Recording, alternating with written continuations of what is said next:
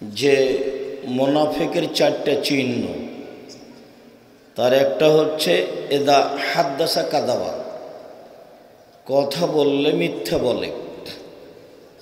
ওই যে উতুমেনা খানা, মানুষের অর্থ সম্পদ চেয়ারম্যান হিসাবে, মেম্বার হিসাবে, এমপি হিসাবে, ডিসি এডিসি হিসাবে,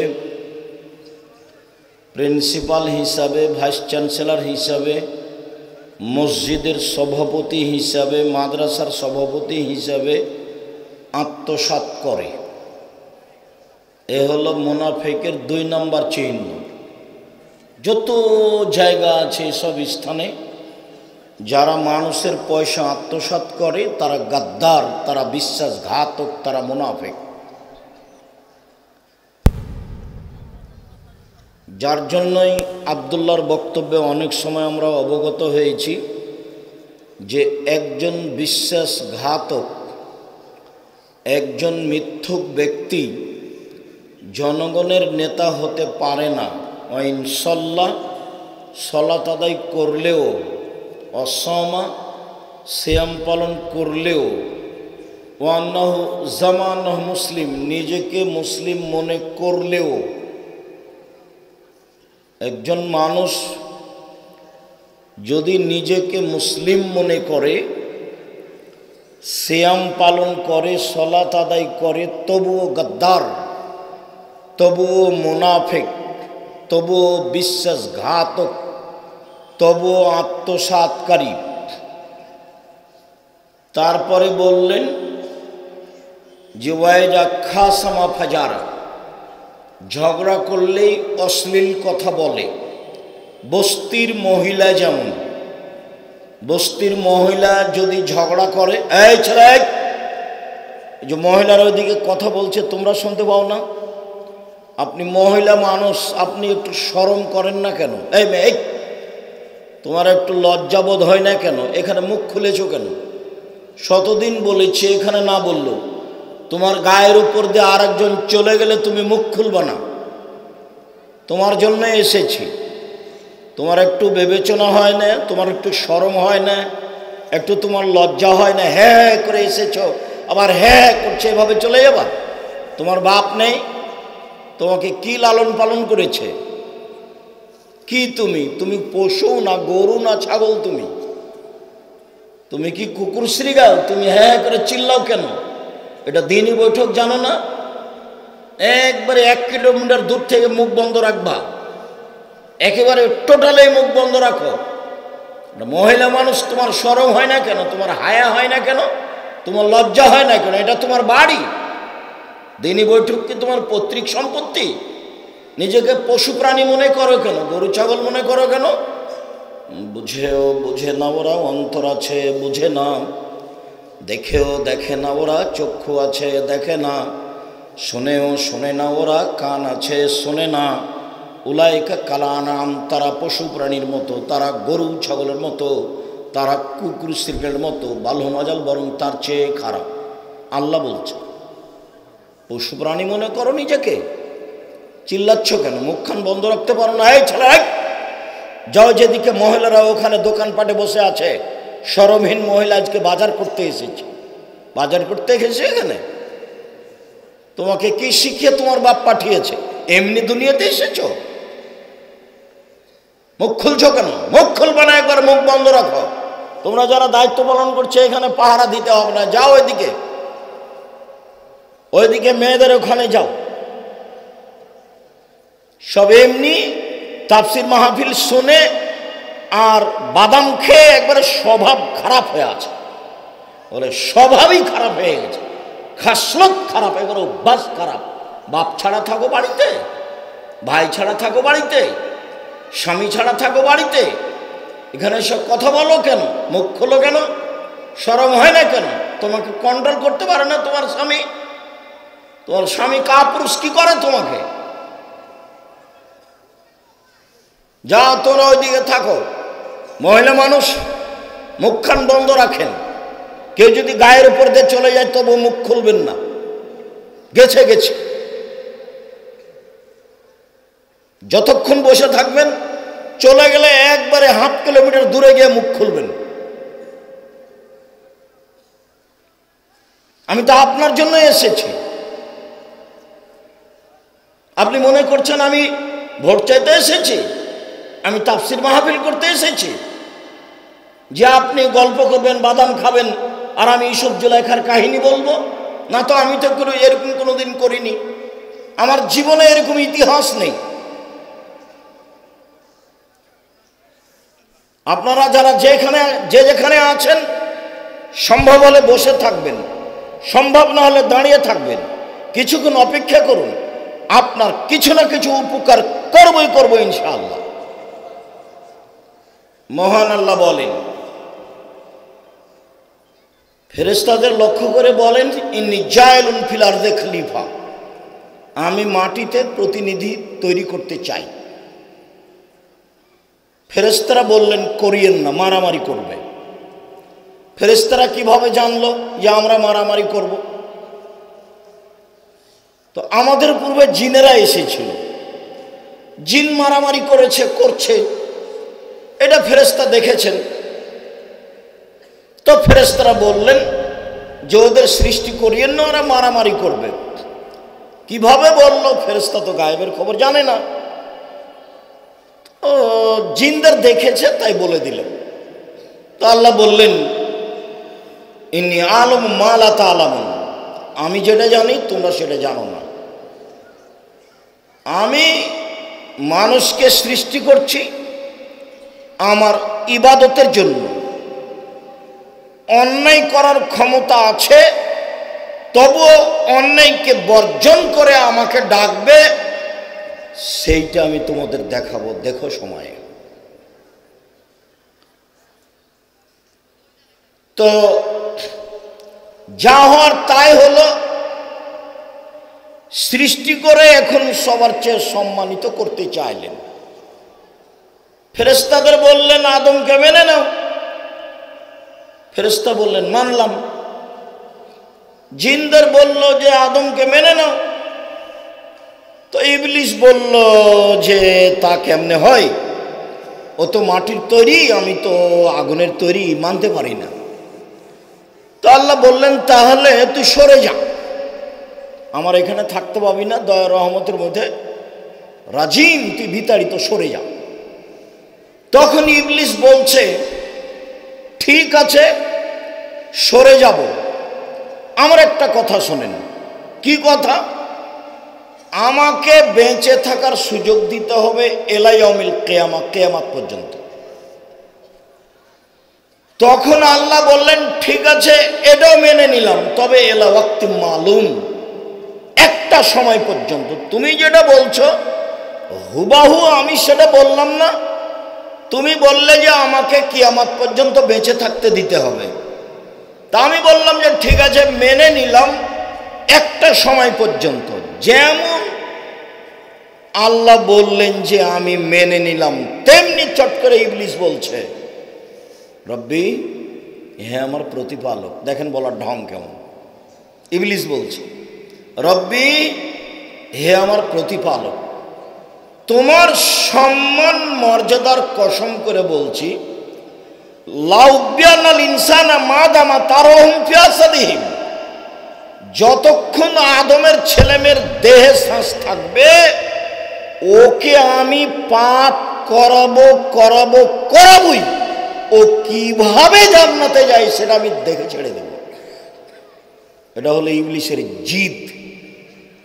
আপনি বুঝতে পারছেন না যে মোবাইলে ল্যাংটা মেয়ে দিন রাত দেখেন, ভালো লাগে, কলিজা ঠান্ডা করেন, চক্ষু ঠান্ডা করেন, রাত 2টার সময়তে মোবাইলটা রেখে দিয়েছেন, আচ্ছা এখন আর দেখব না, তা আবার 2 মিনিট পরে ধীরে মোবাইলটা হাতে নিচ্ছে। এই যে যার কারণে আমি মহিলাদেরকে বলি যে স্বামীর কাছে কোনো অভিমান করবেন না, অভিমান নেই। অভিমান কি জিনিস? ও আমাকে একদিনও নাটোরের রাজবাড়ি দেখতে নিয়ে গেলে না, এই যে অভিমান। অভিমান কি জিনিস? আমাকে একবার স্বপ্নপুরী দিনাজপুরে নিয়ে গেলে না। অভিমান কি জিনিস? আমাকে মোটা কাপড় দিলা, দিয়া সবসময় দিলা, চিকন দিলা না। তো যখনই অভিমান করে তখনই শয়তান সুযোগ পায়। সুযোগ পায় আর ওকে বলে, দেখলি দেখলি তোর স্বামী কোনো কথাই মানে না, দেখলি তোর স্বামী কিছুই দেয় না, থাকিস না, এই সংসারে থাকিস না। ও শয়তান বলে। তখন একদিন মন খারাপ করে বলে, তুমি আমার কোনো কথাই শোনো না, তোমার সাথে আমি থাকবো না, থাকবো না আমি তোমার সাথে। তখনও বলছে থাকবি না তো যাও, থাকবি না তো যাও। তো বলছে তাহলে তুমি তালাক দিয়ে দাও, তুমি তালাক দিয়ে দাও, তোমার সাথে একজনও থাকবো না, তালাক দিয়ে দাও। এগুলো কে করাচ্ছে বলেন তো? শয়তান। তো ঠিক আছে তোকে তালাক দিলাম, যা, 1 তালাক 100 তালাক 1000 তালাক, যা তুই চলে যা। যেমন 100 তালাক 1000 তালাক বলেছে তেমন শয়তান আর নাই, চলে গেছে। তখন বলছে ইন্না লিল্লাহি ওয়া ইন্না ইলাইহি। বউ ছেলে মেয়ে 3টে আছে, যে 3টে যে ছেলে মেয়ে এখন বুদ্ধি, ইন্না লিল্লাহ। ছেলে মেয়ে যে 2টা এখন বুদ্ধি, কি করা যায়? তো বলছে যে পাশে মাওলানাকে জিজ্ঞাসা করো কি করা যায়। তো মাওলানা সাহেব বলেছে 1 রাতের জন্য বিবাহ দিতে হবে।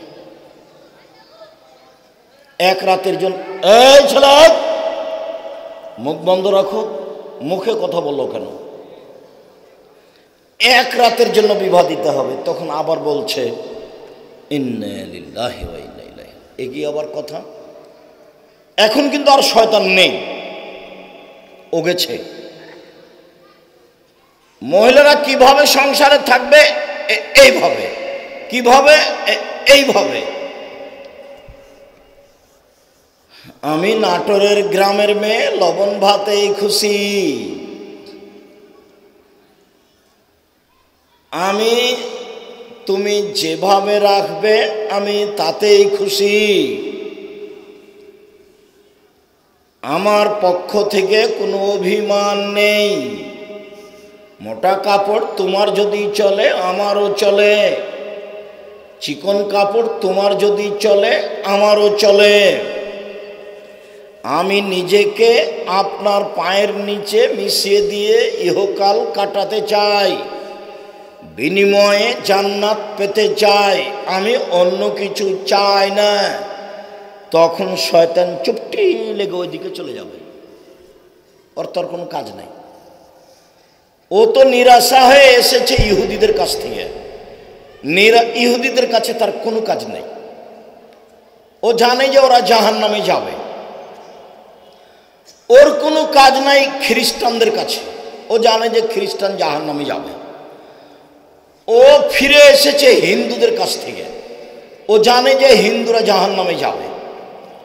ও ফিরে এসেছে কাদিয়ানি শিয়াদের কাছ থেকে, ও জানে যে কাদিয়ানি শিয়ারা জাহান্নামে যাবে।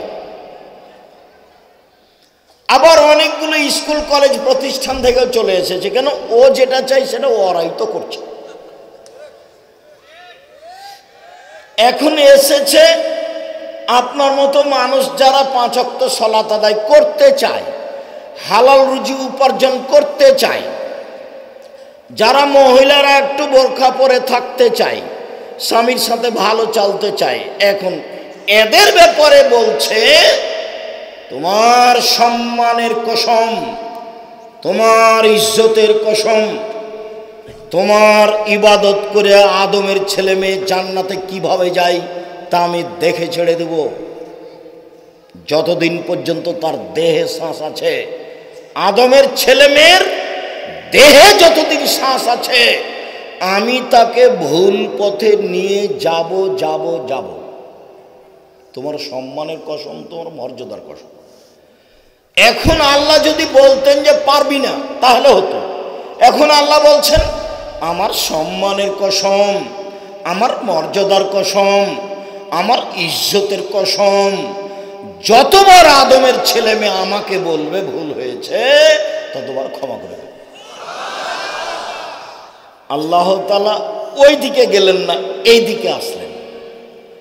ওই দিকে যদি যেতেন, আচ্ছা ঠিক আছে যা দেখবো আমি, তাহলে ভালো হতো। কিন্তু ওইদিকে গেলেন কি? আচ্ছা আচ্ছা ঠিক আছে যা, তুই আমার ইজ্জতের কসম, আমার সম্মানের কসম, আমার মর্যাদার কসম, ওয়া ইজ্জতি ওয়া জালালি ওয়া ইরতিফায়ে মাকানি, আমার উচ্চ মর্যাদার কসম করে বলছি, আদমের ছেলে মেয়ে যতবার আমার কাছে ক্ষমা চাইবে ততবার ক্ষমা করে দেব। এই জন্য আস্তাগফিরুল্লাহ ওয়া আতুবু ইলাইহি এই বাক্যটা মানে নিজের গতির মধ্যে নিয়ে আসতে হবে। গতি, শ্বাস যেমন এমনি আসে আর যায়, আপনাকে ভাবা লাগে না, আস্তাগফিরুল্লাহ ওয়া আতুবু ইলাইহি বলতে অভ্যাসী হতে হবে, আপনাকে ভাবা লাগবে না। এইভাবে যখন উঠছেন, বসছেন, খাচ্ছেন, যাচ্ছেন, আস্তাগফিরুল্লাহ ওয়া আতুবু ইলাইহি, আস্তাগফিরুল্লাহ ওয়া আতুবু ইলাইহি। কোনো জায়গাতে বসে আছেন, একটু পরে 10 মিনিট 5 মিনিট পরে বলছেন আস্তাগফিরুল্লাহ ওয়া আতুবু ইলাইহি। এইটা আল্লাহ চাচ্ছেন। আমি আবার আপনাদের দেখলে অনেক কষ্ট পাই এই জন্য যে দল সংগঠন আপনাদেরকে এত বোকা বানালছে যে এত কষ্ট পাই আমি আপনাদের দেখলে, যে আপনারা কোন শরমে দোকানে বসে বসে ঘন্টার ঘন্টা সময় কাটান। দোকানদার ল্যাংটা মেয়ে দিয়ে টিভি চালু করে দিয়েছে। ও এখন জানে কি না যে টিভির মাধ্যমে দোকান চালিয়ে যত টাকা উপার্জন হয়েছে সবই এমন হারাম যে ওই টাকা দিয়ে চাউল কিনে ভাত খেয়ে ইবাদত কবুল হবে না, ওই টাকা হারাম। টিভিওয়ালা দোকানের সব টাকা হারাম। শুকুর যেমন নিজ স্থানে হারাম, মদ যেমন নিজ স্থানে হারাম, এই বাদ্যযন্ত্র তেমন নিজ স্থানে হারাম। শুনুন, পৃথিবীতে 3টে বিপদ নেমে আসবে 3টা পাপের কারণে। 3টে বিপদ নেমে আসবে 3টা পাপের কারণে। 1, ভূমিকম্প হবে। 2, মানুষের আকার আকৃতি পরিবর্তন হবে। সন্ধ্যায় থাকবে মানুষ, সকালে হবে শুয়োর, সকালে হবে বানর। সন্ধ্যায় থাকবে মানুষ, সকালে হবে শুকুর, বানর। 3, সমস্যা নেমে আসবে। মাদ্রাসায় মারামারি, মসজিদে মারামারি, রাস্তাঘাটে মারামারি, কেউ কাউকে মানবে না, একেবারে মানুষ হয়ে যাবে হিংস্র প্রাণীর মতো। যখন রিক্সাওয়ালাকে দেখেন বাজারে যে একজনের রিক্সা আর একজনের সাথে লেগে গেছে, যেমন লেগেছে তেমনই এমন বলা বলল নাটোরের ভাষায়, না হলে ঢাকার ভাষায় জান ঠান্ডা করে বলল। কিছুক্ষণ পরে এর রিক্সাটা আবার আর একজনের সাথে লেগে গেছে। তখন ওইও একে বলল, এখান থেকে একটু আগে বলল, ওই একটু আগে এখনো বলছে, ওইও বলল, মন ঠান্ডা করে বলল। বস্তির মহিলার মতো বলল। বস্তির মহিলা মানে যখন বস্তির মহিলারা ঝগড়া করে তখন ঝগড়াতে মনে যা চায় স্বাদ মিটিয়ে অশ্লীল বেফাস কথা বলে, আর যখন ঝগড়া থেমে যায় তখন বলে যাক মন ভরে বলেছি, যাক মনটা ঠান্ডা করে বলেছি, একবারে স্বাদ মিটিয়ে বলেছি, এগুলো বলে। এটা বস্তির মহিলা। তো আপনি যে দোকানে বসে আড্ডা পিটছেন, ল্যাংটা মেয়ে নাচছে, তো আপনি নিজেকে কি মনে করছেন? নিজেকে পশু প্রাণী মনে হয় না? গরু, ছাগল, কুকুর, শ্রীগাল? এই ছেলে, তোমার বাপ ভালো মানুষ, দোকানে বসে থেকে বলো দেখি তোমার বাপের 14 গোষ্ঠী বলতে পারে যে আমি ভালো। ল্যাংটা মেয়ে নাচছে, তোমার বাপকে বলো, এই ছেলে তোমার বাপকে বলো আব্বা যে ওখানে বসে থাকেন, ওখানে তো ল্যাংটা মেয়ে নাচে, আপনাকে কেমন লাগে আব্বা? বলো না কেন? আরে মান ইজ্জত তো গেছে। মান ইজ্জত কি করবা তুমি? ওই ঘরে তুমি ল্যাংটা মেয়ে দেখো, এই ঘরে তোমার বোন দেখে, ওই ঘরে তোমার বাপ দেখে, এই ঘরে তোমার মা দেখে, গোটা পরিবার কুকুর শ্রীগালের মতো। তোমার বাপের পরিবারকে যদি আমি কুকুর শ্রীগালের প্রমাণ করতে না পারে আমি বক্তব্য দেব না বেটা। 35 বছর চলছে বক্তব্যের জীবন, জাতির কাছে মাথা নত করা লাগেনি। জাতির যদি রাস্তাঘাট করে দিতে না পারি, জাতির যদি স্কুল কলেজ করে দিতে না পারি, জাতিকে চূড়ান্ত সঠিক ধর্ম দিতে পারবো ইনশাআল্লাহ। এই ছেলে, যে মেয়েটা হ্যাঁ করে চিল্লাচ্ছ, ওই হিন্দুর মেয়ে না? ওটা তোমার বোন। ও তো তোমার বোন, ও তো ফ্যাশন বোরখা পরে এসেছে, ও তো হ্যাঁ হ্যাঁ করে চিল্লা, ছোট তো তোমার বোন, তোমার বাপ নাই, তোমার বাপ তাকে দেখতে পারে না। জন্ম দিতে পারলে বাপ হওয়া যায়। কে বলেছে জন্ম দিতে পারলে বাপ হওয়া যায়? পশু ও গরু ছাগল জন্ম দিতে পারে। শোনো, তোমার বাপ জাহান্নামে চলে গেছে, ঢোকেনি কেন? মরেনি এই জন্য। এই কথা আমি বলিনি, এই কথা মুহাম্মদ সাল্লাল্লাহু আলাইহি ওয়াসাল্লাম বলেছে, আমি এই কথা বলিনি। আর তোমার বাপ যে কুকুর ছিঁড়ে গেল, এটা আমি বলিনি, এটা আল্লাহ বলেছে। বলো কেন চিল্লাচ্ছে হ্যাঁ করে? কেন দোকানের সামনে দাঁড়িয়ে আছে? আজকে তোমার বোনকে জিলাপি কিনতে হবে, আজকে তোমার বোনকে বাজার করতে হবে। তোমার বোনের ভাই নাই, তোমার বোনের স্বামী নাই, তোমার বোনের দেবর নেই, তোমার বোনের ভাসুর নেই, তোমার বোনের ভাইয়ের ছেলে নেই, তোমার বোনের ছেলে নেই, জাতি মেরে খেয়েছে। কেন এখানে এসে বাজার করে? কেন করবে? ওই যে তোমার বোন ফ্যাশন বোরকা পরে এসেছে, এখানে ভ্যানিটি ব্যাগ গাড়ি আছে, কি জানে ও ভ্যানিটি ব্যাগ গাড়ি করে থাকবে কেন? ওকে তো আমি গরু ছাগল মনে করি, পশু প্রাণী মনে করি। বুঝে না ওরা, অন্তর আছে বুঝে না, দেখেও দেখে না ওরা, চক্ষু আছে দেখে না, শোনেও শোনে না ওরা, কান আছে শোনে না। উলায়েকা কাল আনাম, তারা পশু প্রাণীর মতো, তারা গরু ছাগলের মতো, তারা কুকুর শ্রীগলের মতো, বালু মাজাল বরং তার চেয়ে খারাপ। কই আমরা তো হাটে বাজারে যাই না, বেঁচে আছি তো? কই আমরা তো ভ্যানিটি ব্যাগ ঘাড়ে নি না, আমরা বেঁচে আছি তো? আমরা কোনোদিন চায়ের স্টলে বসিনি, আমি কোনোদিন চায়ের স্টলে বসিনি। বাড়ি থেকে বের হলে আমার মা বলতো, 1 দোকানে বসিও না, 2 বন্ধু তালিক করিও না, 3 প্রাইভেট পড়ায়ও না, 4 মানুষের বাড়িতে দাওয়াত খায়ও না। আমার মা পিছে পিছে হাঁটতেন আর বলতেন, 1 দোকানে বসিও না, 2 বন্ধু তালিক করিও না, 3 প্রাইভেট পড়ায়ও না, 4 মানুষের বাড়ি দাওয়াত খায়ও না। এভাবে আমার মা বলতেন। আমার মা নিরক্ষর, খুব সত্য। সম্মানিত দিনী ভাই বোন, 3টে বিপদ নেমে আসবে 3টে পাপের কারণে। 1 ভূমিকম্প হবে, 2 সন্ধ্যা থাকবে মানুষ, সকালে হবে সুর বানর, 3 সমস্যা নেমে আসবে, কেউ কাউকে মানবে না। জমির যা দাম, রেস্টি খরচও তাই, সব চতুর্দিক থেকে ঝামেলা নেমে আসবে। একদল আর এক দলকে মেরে জেল হাজতে দিয়ে জয়ী হবে, পিটিয়ে একাকার করে দিয়ে। মানুষকে মানুষ মনে করবে না, জেল হাজতে দিতে, মামলা দিতে, এগুলো করতে একটুকু দ্বিধা করবে না। পশুর মতো চলবে, গরু ছাগলের মতো চলবে।